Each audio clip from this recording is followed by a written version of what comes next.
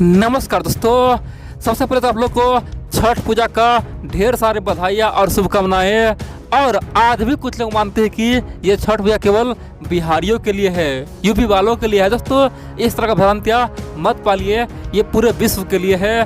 क्योंकि हम लोग का संस्कृति यानी कि सनातन धर्म संस्कृति इतना महान है ना। हम लोग सबसे पहले तो डूबते हुए सूरज को अर्घ देते हैं, मान सम्मान देते हैं, और फिर उगते हुए सूरज को मान सम्मान अर्घ देते हैं। इसीलिए कहते हैं ना, भारत की संस्कृति बहुत ही विशाल है और बहुत ही बढ़िया है। और दोस्तों, इसी दौरान भारत ने चीन को दौरा के मारा है। दोस्तों, इतिहास में पहली बार भारत ने यूनाइटेड नेशन में सबके सामने में चीन को खड़ा करके इतना दोस्तों बेइज्जती किया ना, कह सकते कि चाइना अब कभी भारत को घेर नहीं पाएगा। दोस्तों, यूनाइटेड नेशन में मीटिंग था, कल ही की बात है, और वहाँ पे यूएन में चीन बड़े बोल रहे थे, भारत को घेर रहे थे। देखो भाई, भारत तो दुनिया में अशांति फैला रहा है, भारत तो दुनिया में युद्ध जा रहा है, भारत तो युद्ध का तैयारी कर रहा है, रोज अग्नि 5 कभी कुछ तो कभी कुछ मिसाइलें बना रहा है।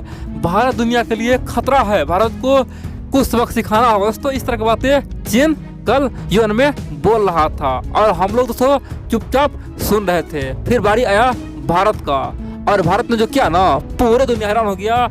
यहाँ तक कि अमेरिका, यूरोप, फ्रांस, ब्रिटेन, रसिया, किसी को यकीन नहीं रहा कि भारत पहली बार चीन के सामने में चीन को इतना भयंकर दोस्तों बेइज्जती किया। कह सकते हैं कि चीन को दौरा सामने में पीटा है। कह सकते हैं दोस्तों, ये भारत के लिए बहुत बड़ा जीत है। और हमारा एग्रेसिव पॉलिसी, कह सकते हैं कि हमारा खतरनाक रणनीति दोस्तों अब कामयाब हो रहा है। आप लोग पूरा खबर देखिए कर हुआ क्या है, मैं आपको एक पॉइंट बताऊंगा। आप लोग जानते दोस्तों कल क्या हुआ? दुनिया में शांति के लिए, सुरक्षा पालन के लिए, बहिष्करण के लिए, असमानता और संघर्ष विषय के लिए यूएन में ओपन दोस्तों खुली बहस हुआ। ठीक है, उस दौरान भारत का जो विदेश राज्य मंत्री है डॉक्टर राजकुमार रंजन सिंह, दोस्तों डॉक्टर राजकुमार रंजन सिंह ने पहले तो चुपचाप चीन की हर एक बातों को सुना। चीन दोस्तों जहर पे जहर उगला जा रहा था। चीन लग रहा था कि हमारा जीत यहाँ हो जाएगा, हम जो बोलेंगे वही होगा, हमें कौन रोकेगा। दोस्तों, चीन को यकीन नहीं था कि भारत हमारे ऊपर इतना बड़ा बयान देगा। और चीन दोस्तों अपना बातों को बंद करके जब बैठा ना, तो सबसे पहले विदेश राज्य मंत्री दोस्तों डॉक्टर रंजन सिंह ने इशारों में पहले कहा कि ये जो देश अभी खड़ा हुआ था ना, ये दुनिया के लिए असली बोझ है। ये देश नहीं, ये तो लुटेरों का एक गढ़ है। कम्युनिज्म क्या है, वहाँ का जो माओ था उसका सोच क्या है? वो है केवल दूसरे को लूटना, पड़ोसी को सताना। और आतंकवादी एक तरह से डाकुओं ने पूरे चाइना पे कब्जा किया हुआ है। चीन में लोकतंत्र जरूरी है।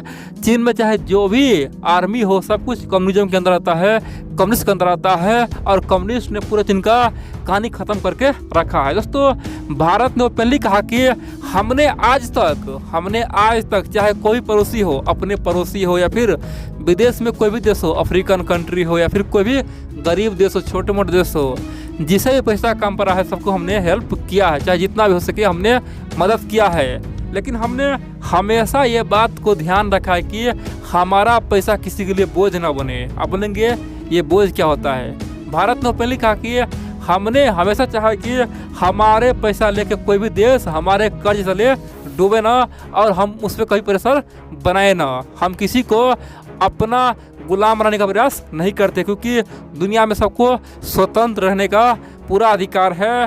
और आज जो देश हमें ज्ञान दे रहा है कि दुनिया में हम अशांति फैला रहे हैं, ये बिल्कुल ही गलत है। ये चाइना ही है जो दुनिया को केवल मूर्ख बना रहा है। और बड़ी बात तो यह है, मदद के नाम पे दूसरे को कर्जदार बना रहा है और उसे अपना गुलाम बना रहा है, उसे हर मौके पे ब्लैकमेल कर रहा है। चाइना वाले सतर्क हो जाओ, तुम हम पे उंगली उठाते हो कि हम बड़े बड़े मिसाइल बना रहे हैं, हम हथियार बना रहे हैं। क्या एकमात्र हम ही करते क्या? और तुम चुप हो क्या? हाल ही में चीन ने क्या किया? हाइपरसोनिक मिसाइल का परीक्षण किया। दोस्तों, भारत ने पहले कहा कि दुनिया के पास एक से बढ़कर एक हथियार है, चाहे अमेरिका है, रसिया है, यूरोप है, लेकिन हम छोटे मोटे हथियार बना क्यों न ले? यहाँ पे चीन को मिर्ची लग जाता है। दोस्तों, भारत ने साफ कहा कि हम ये जो हथियार बना रहे हैं ना, उसके पीछे भी तुम हो। अगर तुम शांति से रहता तो हम कुछ बनाते ही नहीं। और तुमने तो हमें बार बार हमें केवल आंख दिखाया है, हमें कमजोर आंकने का प्रयास किया है।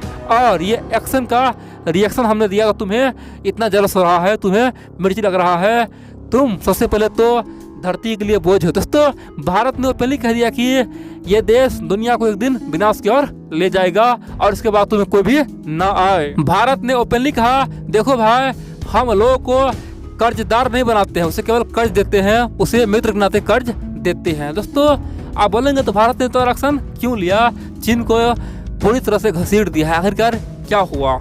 देखिए आप जानते हैं आज से केवल 2 साल पहले चीन का पॉलिसी एग्रेसिव था। चीन हर जगह भारत को घेरता था, भारत सुनता था, लेकिन अब हम लोग दोस्तों चीन को हर जगह घसीटते हैं और चीन को जबरदस्ती दोस्तों अब यहाँ पे कुछ न कुछ बोलना पड़ रहा है, मजबूरी में बोलता है, ठीक है, क्योंकि चीन का आप कोई भी इज्जत तो है नहीं, दुनिया उसे केवल लुटेरा कर रहा है, चोर उचकों का देश कर रहा है।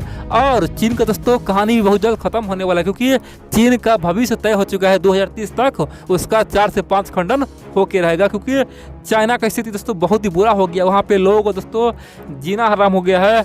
वहाँ पे आज दोस्तों फूड क्राइसिस कह सकते हैं, अनाज के लिए लोग सड़कों पे तैनात है, लोगों को अनाज नहीं मिला है। कह सकते हैं कि जो अपने आप को महाशक्ति बोल रहा है उसके यहाँ खाना भी आज नहीं मिल रहा है।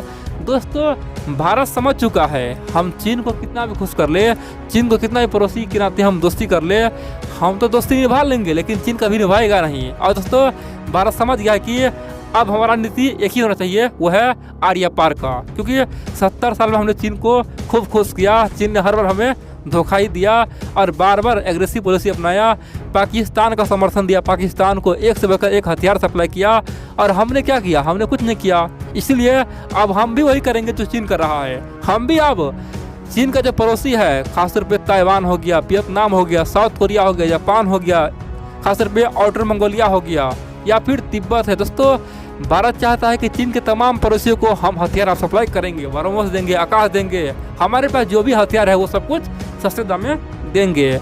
और आप बोलेंगे तो इस बयान से भारत को हथियार बेचने में मदद कैसे मिलेगा? दोस्तों मान लीजिए भारत अचानक से अगर हथियार बेचे तो चीन हम पे हावी हो जाएगा, लेकिन अभी से थोड़ा थोड़ा हम लोग प्रेशर खत्म करेंगे ना, थोड़ा थोड़ा चीन को हर जगह घेरेंगे तो चीन हम पे हावी नहीं हो पाएगा। इसीलिए भारत अब हर जगह चीन को घसीट रहा है ताकि चीन पे प्रेशर बनता चला जाए और केवल 2 साल के अंदर में हम लोग तमाम चीन के पड़ोसियों को हथियार देना शुरू कर दे। उस समय चीन अगर कुछ बोले भी ना तो उसके बाद में थोड़ा भी असर न रहे, उसके बाद में कोई भी ना आए। दोस्तों भारत का प्लान यह है कि 2025 तक खासतौर पर चीन के पड़ोसी को पूरी तरह से शक्तिशाली बना देना है, ताकि जब भी युद्ध हो तो चीन पे चौतरफा प्रहार हो, चीन को पूरी तरह से शौचनसी में डुबाया जा सके।